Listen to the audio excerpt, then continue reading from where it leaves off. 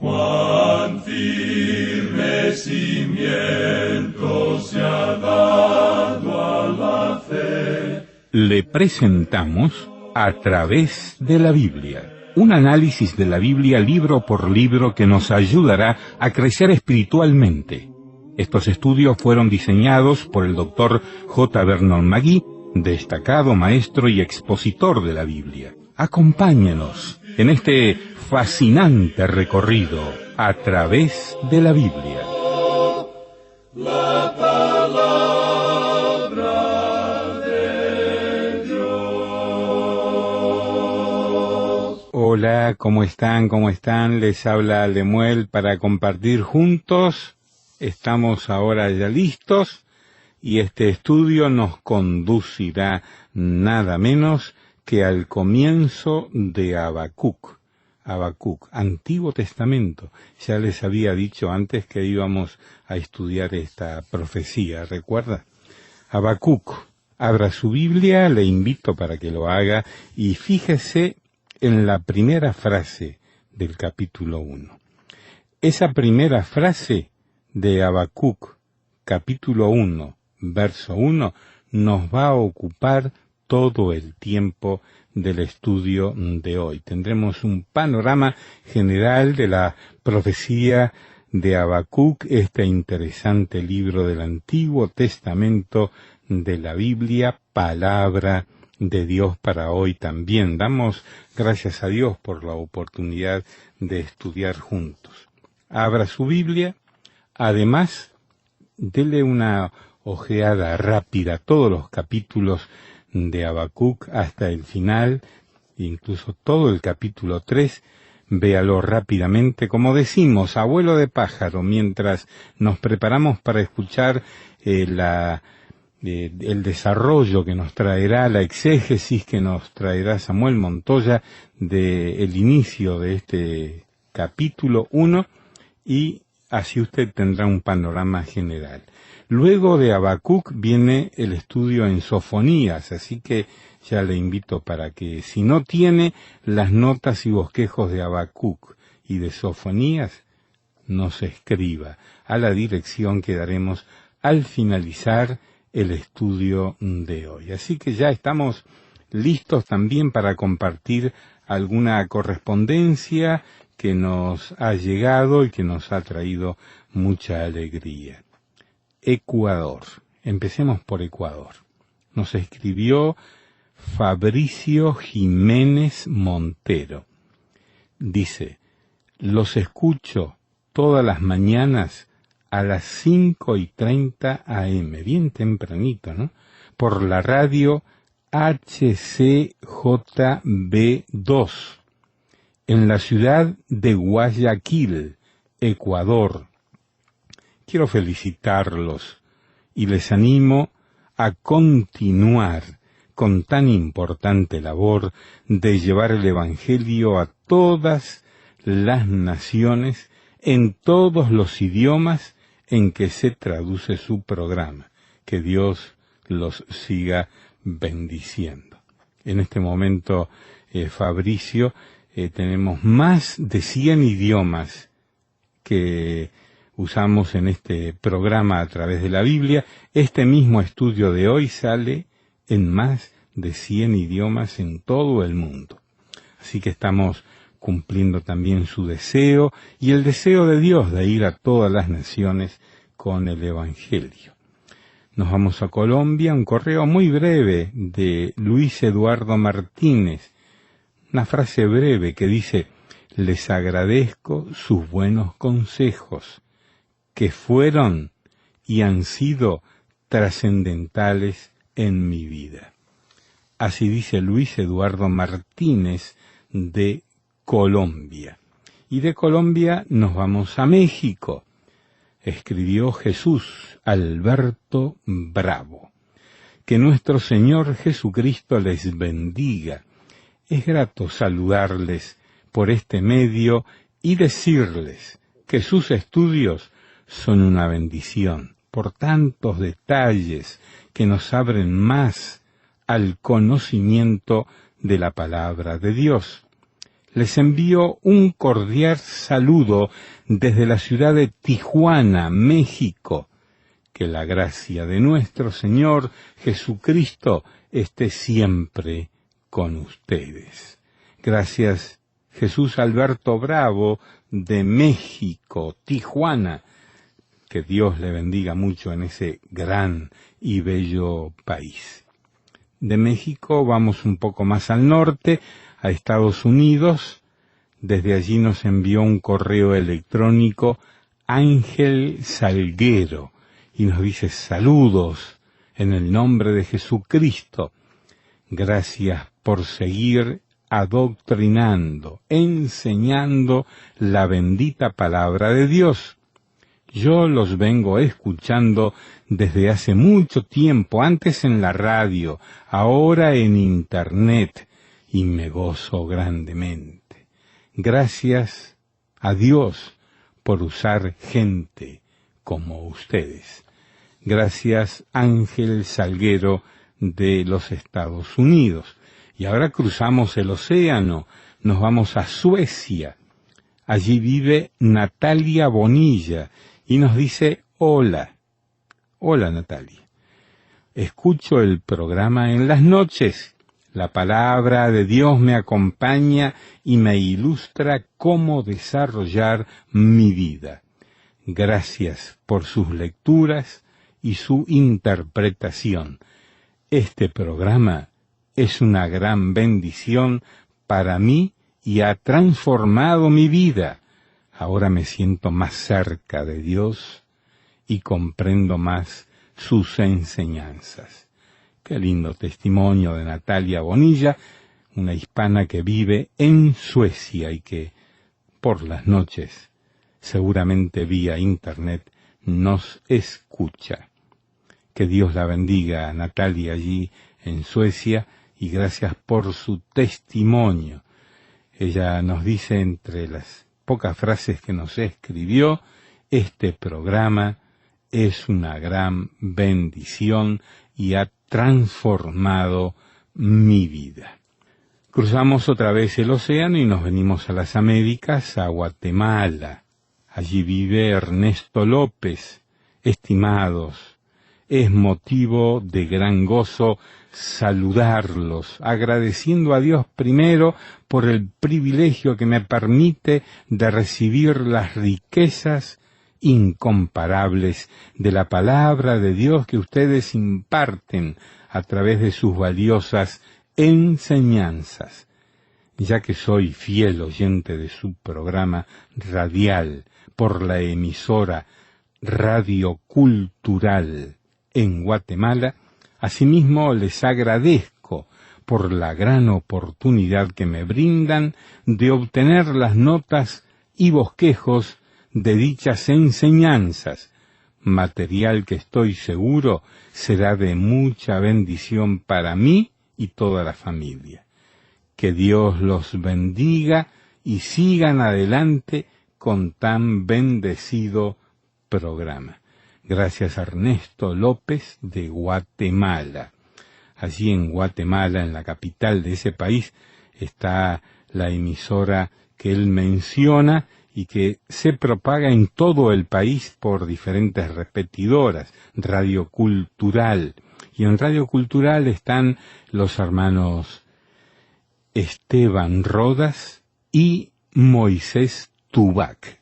Son amigos personales míos, colegas en el ministerio cristiano. Apoyamos mucho a esa emisora en la propagación de programas cristianos. Que Dios bendiga esa emisora en Guatemala, que merece todo nuestro apoyo. Y ahora vamos a Ecuador. Marlene Clemencia Vallas Vera. Que el Todopoderoso bendiga grandemente su vida y ministerio. Estoy feliz de tener en mis manos el estudio bíblico que he seguido por más de 20 años. Desde que conozco a mi Señor, los escucho. Desde Ecuador nos escribió Marlene Clemencia. Vamos a orar. Señor, ahora nos encomendamos a ti y pedimos tu bendición. En el nombre de Jesús. Amén. Amigo oyente, llegamos hoy al pequeño libro de Habacuc. Debemos decir que este es un libro del cual no se ha predicado muchos mensajes. Hace algún tiempo no eran muchos los que se atrevían a dar mensajes basados aquí en este libro de Habacuc, pero ahora en el presente son muchos más los que han descubierto el camino a este pequeño libro de Habacuc y de allí presentan mensajes. Este es uno de aquellos llamados profetas menores, pero que ya nos hemos dado cuenta que cada uno de ellos puede ser considerado mayor. Ahora nosotros estamos considerando juntos los libros de Nahum, Habacuc y Sofonías, los cuales tienen mucho en común. Cada uno de estos libros nos presenta una faceta diferente de la forma en que Dios trata con la humanidad en lo que se refiere al gobierno de Dios, como si fuera integrado en el gobierno de los hombres, y la forma en que Dios trata con la persona individual. Esa es una de las razones importantes por la cual estudiamos estos tres libros juntos. Ahora, otra forma en que son muy similares es que los tres provienen aproximadamente del mismo período. De hecho, los tres pudieron haber sido contemporáneos. Existe la posibilidad de que lo eran, pero es muy difícil señalar una fecha específica con muchos de estos profetas. Y en realidad eso ocurre con muchos libros de la Biblia cuando uno no puede señalar una fecha exacta. La razón para eso es que eso no es algo realmente importante. Pero es obvio que Habacuc, Nahum y Sofonías, todos entran en un período entre Josías y Joaquín. En ese mismo período uno puede también incluir a Jeremías. Él entra en este período cuando el reino del norte había ido a la cautividad, y cuando el reino del sur estaba a punto de entrar en la cautividad también. Y después de Josías, cada rey que le siguió a él era un rey malo. Cada uno trataba de superar en su maldad al otro. Así es que tenemos que decir esto y colocar aquí a tres profetas en el mismo período de tiempo, en la misma cápsula del tiempo, por así decirlo, ya que aparentemente ellos pertenecen juntos. Ellos eran, por así decirlo, contemporáneos. Ahora debemos decir que Habacuc es, por cierto, diferente a los demás. Es diferente a Nahum. Nahum trató solamente con una nación, y específicamente con Nínive, la capital del imperio asirio, y decía que Dios tenía razón al castigarles. No solo estaba en lo correcto, sino que Dios era justo y que Dios era un Dios de amor. Y aún Él podía juzgarlos a ellos porque Él continúa siendo así. Ahora Habacuc enfrenta este problema desde un punto de vista diferente. Aquí tenemos un hombre que tiene problemas. Y su problema era que él pensaba que Dios no estaba haciendo algo en cuanto a la iniquidad de su pueblo, y eso le molestaba. Y él preguntaba, ¿por qué no hace algo Dios? Nosotros pensamos que hay muchas personas hoy que piensan de la misma manera, y dicen, ¿por qué no actúa Dios en los asuntos de los hombres en el presente? ¿Por qué no hace Dios algo en cuanto a la posición en la que se encuentra el mundo en la actualidad? ¿Por qué Dios no actúa? ¿Por qué permite Dios que el hombre no sufra las consecuencias de lo que está haciendo? Bueno, amigo oyente, vamos a ver que ese era el problema que tenía Habacuc. En realidad, debemos señalar que su problema se había multiplicado. Dios le respondió a esa pregunta y le dijo, yo estoy preparando una nación que vendrá y llevará a esta nación a la cautividad, a no ser que cambie su forma de actuar. Ellos irán a la cautividad en Babilonia, y yo estoy preparando a Babilonia. Y si usted piensa que Habacuc tenía un problema antes, ahora sí que lo tiene de verdad. Su problema es, ¿por qué utilizarás a Babilonia, una nación que, por cierto, es mucho más impía que tu propio pueblo, mucho más pagana que tu propio pueblo, que se ha entregado más a la idolatría y al pecado que tu propio pueblo? ¿Y a ellos vas a utilizar para castigar a tu pueblo? Y Dios respondió que sí, que eso era lo que él iba a hacer. Pero, amigo oyente, Dios también dice, aún no he terminado mi labor con Babilonia. Yo juzgaré a Babilonia, y este es mi método. Vamos a ver esto al entrar al estudio de este pequeño libro, amigo oyente. Así es que, ante nosotros tenemos a una persona muy interesante en la persona de Habacuc. Él ha escrito un libro muy hermoso. En realidad, son muchos los que han expresado su admiración en cuanto a la excelencia literaria de este pequeño libro. Tiene solamente 3 capítulos, y el último es en realidad un cántico o un salmo de alabanza y adoración a Dios. Esto es algo realmente muy hermoso, y este libro también es muy importante en lo que se refiere al Nuevo Testamento. Vemos que por lo general se acepta que los 3 grandes libros de doctrina del Nuevo Testamento son los libros de Romanos, Gálatas y Hebreos. Estos 3 libros del Nuevo Testamento citan cosas que se mencionan en Habacuc. La realidad es que todos ellos citan de este libro, y lo que allí se dice forma el antecedente de su mensaje. Ya veremos eso más adelante. Hay un versículo en el capítulo 2, versículo 4, que se cita mucho, y que dice, «Mas el justo por su fe vivirá». Así es que este libro aparece en el horizonte de las Sagradas Escrituras como un libro de bastante importancia. No deje usted que la brevedad de este libro le engañe, porque llega a ser algo muy importante. En realidad, no es cuánto usted dice lo que cuenta, sino lo que dice. Y aquí tenemos esto. Ahora, el nombre de Habacuc significa abrazar. Y esto es todo lo que sabemos en cuanto a Habacuc, en cuanto a su vida personal. Él no nos dice nada en cuanto a sí mismo. Ni siquiera pone una fecha a su libro. Muchos profetas, cuando comienzan, usted habrá notado, dicen que han profetizado durante el reino de tal o cual rey de Israel o rey de Judá. Y por supuesto uno puede señalar a estos. Pero Habacuc ni siquiera usa eso para ayudarnos. Martín Lutero presentó una exhibición muy notable en cuanto al nombre Habacuc, lo que significa, como ya dijimos, abrazar. Y quisiéramos que usted escuche lo que Martín Lutero dijo. Habacuc significa un abrazo, o alguien que abraza a otro, lo toma en sus brazos. Él abraza a su gente. Él los toma en sus brazos, es decir, los consuela, los levanta, como cuando uno abraza a un niño que está llorando para calmarle, con la seguridad de que si Dios quiere, eso se hará. Ahora esa es una cita bastante hermosa, digamos de paso, que nos revela también algo más, algo relacionado al corazón mismo de Martín Lutero. Usted puede comprender por qué Martín Lutero, que antes había sido un monje, por qué él se casó. Él era una persona muy romántica, digamos de paso, y esta declaración que hemos leído nos revela eso también. Ahora eso es todo lo que se conoce en cuanto al escritor de este libro, con la excepción de otra cosa que debemos agregar a esto. Y esto es que nosotros le hemos llamado el Tomás del Antiguo Testamento. Parece que él, por cerebro, tenía un signo de pregunta. Su libro es algo muy fuera de lo común. En el sentido exacto de la palabra, no es una profecía. Es muy similar al libro de Jonás, en el sentido de que él presenta su propia experiencia. Y su experiencia es que él tenía una pregunta, y que él no tenía ninguna respuesta para esa pregunta. Y que la respuesta que él encontró finalmente creó una pregunta mucho más grande que la anterior. Por cierto que se le puede comparar con Tomás.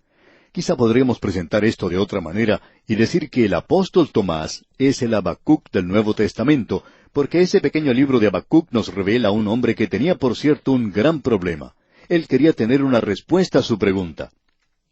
Habacuc nació en el caso objetivo, en el tiempo pasado pluscuamperfecto y en el modo subjuntivo. Y él escribe sobre él un signo de interrogación. Y finalmente, cuando uno llega al último capítulo, y especialmente en los últimos 2 o 3 versículos, entonces uno puede colocar un signo de admiración. Pero sobre todo este libro se puede escribir un signo de interrogación. Y eso era lo que este hombre tenía por cerebro. Y la pregunta es, ¿por qué? ¿Por qué? Y nosotros creemos que podemos reducir la duda de Tomás en el Nuevo Testamento, o la de Habacuc en el Antiguo Testamento, o las preguntas que se hacen todos los hombres en el presente, a una sola palabra. ¿Por qué? Y creemos que esta es fundamentalmente la pregunta de la raza humana. Usted recuerda lo que dice Job, que consideramos ser el libro más antiguo de las Escrituras. Uno puede escribir sobre todo ese relato allí un ¿por qué? ¿Por qué? ¿Por qué tuvo que sufrir Job? Esa era su pregunta. Y amigo oyente, esa también es su pregunta, ¿no es cierto? Y es la mía. Podemos reducir todas las preguntas al mínimo común denominador, y es algo que es básico a todas las preguntas. ¿Por qué? ¿Por qué Dios no hizo algo en cuanto al mal en la tierra de Israel? ¿Por qué no comenzó Dios a juzgar a su pueblo? Y esa es la pregunta que se presenta a veces en el presente. Ahora, para Nahum es casi la pregunta opuesta, porque Dios estaba actuando allí. Y allí habría aquellos que podrían presentar la pregunta de ¿cómo puede Dios ser un Dios de amor y juzgar de la manera en que lo hizo? Y aquí tenemos lo opuesto. ¿Por qué no hace Dios algo en cuanto al mal que existe en este mundo? Permítanos decir, amigo oyente, algo en cuanto a la última declaración que encontramos en este pequeño libro de Habacuc, que dice al final, al jefe de los cantores sobre mis instrumentos de cuerdas. Esto nos revela, por supuesto, que esto es un cántico aquí. Esto fue colocado allí para que lo leyera la orquesta y para que lo leyera el director del coro. Y como ya hemos dicho, este último capítulo es un cántico, un salmo. Y toda esta profecía en su totalidad es en realidad una preciosidad. Permítanos decir esto, y es en relación a lo que otros han dicho, porque hace un momento quizá usted pensó que estábamos hablando en forma demasiado elocuente en cuanto a la belleza de este libro. Pero esto también ha sido notado por otros. Deilich escribió: su lenguaje es en su totalidad algo clásico, lleno de expresiones y palabras raras. Y Morehouse dijo lo siguiente: se distingue por su poesía magnífica. Ahora este pequeño libro comienza en la penumbra, pero concluye en la gloria. Comienza con un signo de interrogación y concluye con un signo de admiración. El libro de Habacuc es un gran ¿por qué? ¿Por qué permite Dios el mal? Es la pregunta que cualquier persona que piensa se ha hecho. Y creemos que este libro es la respuesta a esa pregunta. ¿Arreglará Dios las injusticias de este mundo? Bueno, este libro responde a esa pregunta. ¿Va a hacer Dios algo en cuanto a las cosas equivocadas de este mundo? Bueno, este libro dice que va a hacer algo. Y este libro es el relato personal del profeta, expresado de manera poética, así como Jonás se expresó en la prosa. Ahora, el tema del libro es la fe. Habacuc ha sido llamado el profeta de la fe. Y esa gran declaración suya en el capítulo 2, versículo 4, que dice: «Mas el justo por su fe vivirá», es citada 3 veces en el Nuevo Testamento. La podemos encontrar en la Epístola a los Romanos, capítulo 1, versículo 17, en la Epístola a los Gálatas, capítulo 3, versículo 11, y en la Epístola a los Hebreos, capítulo 10, versículo 38. Y cuando lleguemos a esto, vamos a presentar una explicación.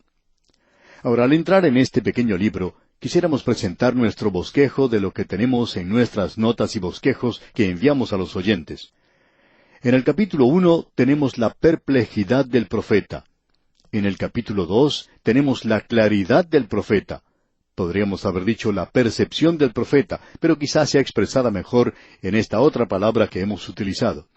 Aquí tenemos pues la percepción del profeta en el capítulo 2. Y en el capítulo 3 tenemos el placer del profeta. Usted puede darse cuenta, amigo oyente, que este es un libro pequeño pero muy destacado, dividido como expresamos de esta manera. Llegamos ahora al capítulo 1. En el capítulo 1 apreciamos el primer problema del profeta, y eso lo vemos en los primeros 4 versículos. ¿Por qué permite Dios el mal? Esta es la pregunta. La segunda división nos presenta la respuesta de Dios para esa pregunta en los versículos 5 al 11. Dios estaba levantando a los caldeos para castigar a Judá, porque Dios castiga el pecado. Y entonces tenemos la tercera división que presenta el profeta, y es el segundo problema del profeta, que es mayor que el primero. ¿Por qué permite Dios que su pueblo sea castigado por una nación que es más impía que lo que son ellos? ¿Por qué no destruye Dios a los caldeos? Bueno, ese es nuestro problema, y ese era su problema. Y ahora va a ser nuestro problema al observarle a él. Así es que observemos ahora a Habacuc, el hombre con los problemas. Y vamos a comenzar con el capítulo 1, versículo 1, que dice: la profecía que vio el profeta Habacuc. Ahora esto se refiere al juicio que observó o que vio el profeta Habacuc. Y no se refiere a la pregunta que él hace aquí, sino a la respuesta que da el Señor. Y la respuesta del Señor es en realidad la profecía. Y es el juicio o castigo, es decir, la forma en que esto encaja en este cuadro. Y con esto concluimos este primer versículo del capítulo 1 de Habacuc. No hemos avanzado mucho hoy en cuanto al texto mismo de este libro, pero pensamos que es bueno establecer una base sólida para esta maravillosa profecía que vamos a considerar, Dios mediante, en nuestro próximo programa. Mientras tanto, le aconsejamos una vez más, como lo hacemos frecuentemente, que usted se prepare para nuestro próximo estudio. Y la mejor forma en la que usted puede hacer esto es leyendo el primer capítulo de este libro de Habacuc. Y bien, amigo oyente, en nuestro próximo programa continuaremos nuestro recorrido por este libro de Habacuc, observando a este hombre a quien hemos llamado el Tomás del Antiguo Testamento, el hombre que tenía un signo de interrogación por cerebro. Aunque debemos decir de paso que hizo muy buenas preguntas y recibió también muy buenas respuestas de parte de Dios. Esto es pues lo que vamos a observar al recorrer este libro de Habacuc. Que Dios le bendiga ricamente. Así terminamos por hoy. Escríbanos y cuéntenos qué le pareció y cómo le ayudó el estudio de hoy. Si desea recibir las notas y bosquejos de lo que estamos estudiando, suscríbase gratis en nuestra página en Internet. Esta es la dirección: a través de la Biblia.org/notas, a través de la Biblia.org/notas, o escriba al apartado 2805 Miami, Florida, 33265, Estados Unidos. Apartado 2805 Miami, Florida, 33265, Estados Unidos. O escriba al correo electrónico atv@transmundial.org, atv@transmundial.org. Este programa es producido por Radio Transmundial. Cristo, quien por mí libremente derramó su sangre carmesí.